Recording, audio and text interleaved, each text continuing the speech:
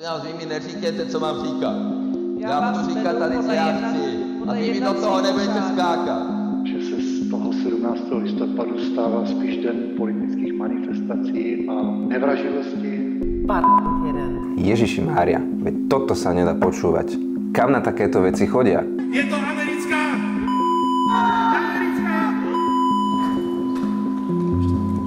Prestaňte to ryti klamať.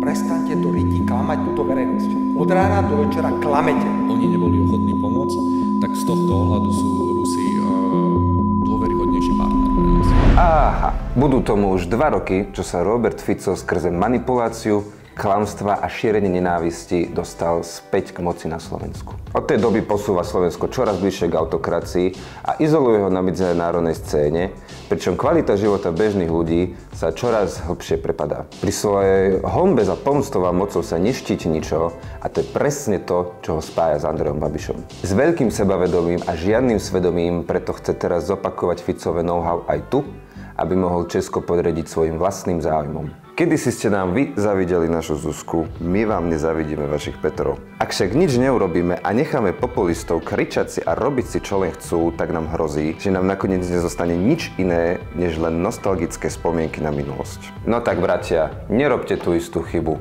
Pošlite šmejdov tam, kam patria. Ale nie naspäť na Slovensko, prosím vás. Takto sleduj a pouč sa.